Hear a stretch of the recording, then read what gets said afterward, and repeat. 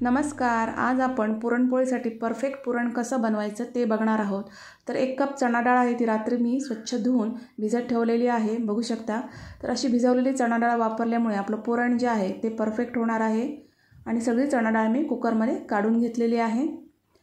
आणि चणा डाळीच्या अंगाबरोबरच आपल्याला याच्यामध्ये पाणी ठेवायचं आहे. खूप जास्त पण नाही आणि खूप कमी पण नाही. तर पुरणपोळीच्या अंगाबरोबरच आपल्याला इथं पाणी ठेवायचं आहे. आणि या कुकरला मी झाकण लावून मीडियम गॅस फ्लेमवर 7 ते 8 शिट्ट्या दिलेल्या आहेत. आपल्याला चणा डाळ खूप चांगली शिजवून घ्यायची आहे. आता इथं मी 1 कप हा किसलेला गूळ घेतलेला आहे. हा नॉर्मल गूळ आहे, कुठलाही चिकित्सा वगैरे गूळ वापरायचा नाही आहे. तर जेवढी तुम्ही सुकी चणा डाळ घ्याल ना तेवढाच तुम्हाला किसलेला गूळ घ्यायचा आहे. हे चणा डाळ आणि गुळाचं परफेक्ट प्रमाण आहे. याच्यामध्ये मी 1 चमचा साखर घातलेली आहे. साखरेमुळे काय होतं की थोडीशी चव वाढते, त्याच्यामुळे आवर्जून 1 चमचा साखर घाला. आता पुरणपोळीच्या पुरणासाठी जे महत्त्वाचं आहे ते म्हणजे वेलची आणि जायफळची पूड. तर वेलची आणि जायफळची पूड आवर्जून वापरा. काही जण नुसती वेलची पूड वापरतात, पण त्याच्याबरोबर जायफळची पूड पण वापरा पुरणपोळीच्या पुरणामध्ये. त्याने काय होतं की पुरणाची जी चव आहे ती खूप छान लागते आणि आपली पुरणपोळी खूप सुंदर होते. तर हे बघा, मी मस्त अशी वेलची जायफळची बारीक अशी पूड करून घेतलेली आहे. दोन्ही एकत्र केल्यामुळे बघा मस्त अशी वेलची जायफळची छान अगदी अशी बारीक अशी इथं पूड तयार झालेली आहे. तर आपण जे पुरण करणार आहोत ते पूर्ण पुरणपोळीवर पूर्ण पसरणारं आहे. एकदम परफेक्ट असं आपलं इथं पुरण तयार होणार आहे. तर कुकरला मीडियम गॅस फ्लेमवर 7 ते 8 शिट्ट्या देऊन झालेल्या आहेत आणि कुकर मी गार करून घेतलेला आहे. आणि बघू शकता तुम्ही किती छान अगदी डाळ शिजलेली आहे. तर डाळीला मस्त अशा भेगा पडतील इथपर्यंत आपल्याला छान अशी डाळ शिजवून घ्यायची आहे. आणि इथं थोडंसं पाणी राहिलेलं आहे, तर ते पाणी मी काढून टाकलेलं आहे. तर डाळीमध्ये आपल्याला अजिबात पाणी ठेवायचं नाही आहे. सगळं पाणी आहे ते काढून टाकायचं आहे. आणि तुम्हाला थोडं जास्त पाणी मिळालं तर त्याची तुम्ही कटाची आमटी करू शकता, किंवा कमी पाणी मिळालं तर एखाद्या पराठ्यामध्ये किंवा एखाद्या आमटीमध्ये तुम्ही हे ॲड करू शकता. तर आता ह्या डाळीमध्ये आपण जो मगाशी किसून ठेवलेला गूळ आहे तो घालायचा आहे.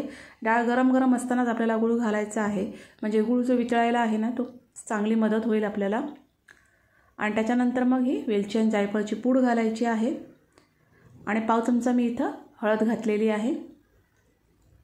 आणि आता हे छान अगदी मी मिक्स करून घेणार आहे, कारण डाळ गरम आहे त्याच्यामुळे गूळ पण पटकन गरम होईल आणि तो वितळायला लगेच सुरुवात होईल. तर असं छान अगदी मिक्स करून घ्यायचं आहे हे. तर या प्रमाणामध्ये जर तुम्ही केलं तर एकदम परफेक्ट असं पुरण तुमचं तयार होणार आहे आणि झटकेपट अजिबात उशीर लागत नाही हे पुरण तयार व्हायला. तर डाळ चांगली शिजवून घेतलेली आहे, त्यामुळे बघू शकता ती इथंच आता बारीक व्हायला सुरुवात झालेली आहे. तर मस्त असं सगळं हे चांगलं मी एकत्र करून घेतलं.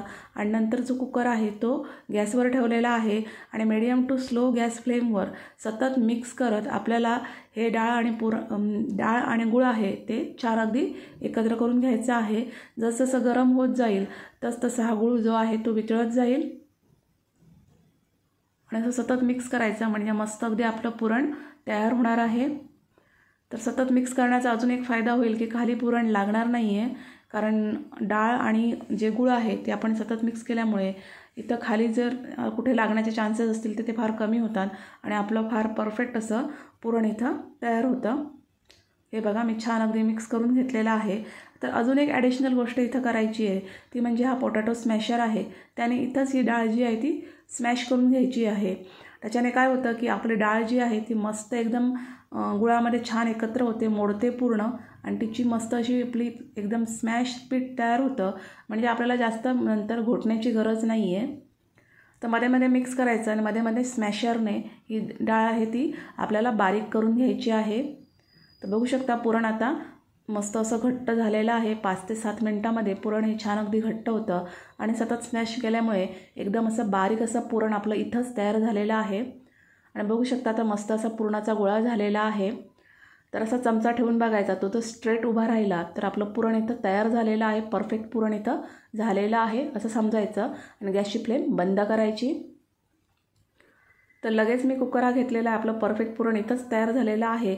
मस्त अशी स्मॅशरने हे केल्यामुळे मस्त असं आपलं पुरण इथं मस्त तयार झालेलं आहे. इथं जास्त आपल्याला हे पुरण यंत्रामध्ये सुद्धा घालण्याची गरज नाही आहे, इतकं चांगलं झालेलं आहे. तरी पण मी हे तिथं कुठं एखादा जाड कण वगैरे राहायला नको किंवा असं थोडंसं जाडसर जर वाटलं तर तुम्ही हे जाळीमध्ये एकदम हे पुरण जे आहे ते बारीक करून घेऊ शकता. पण कधीकधी याची गरजही लागत नाही. हे जे आपण स्मॅशरने स्मॅश करतो ना, तिथंच हे पुरण मस्त बारीक होतं. तुम्ही ते पुरण वापरून डायरेक्ट पुरणपोळ्या करू शकता. पण अगदीच जर वाटलं कुठंतरी जाडसर राहिलं तर तुम्ही असं हे जाळीमध्ये नेहमीप्रमाणे घोटून घेऊ शकता पुरण.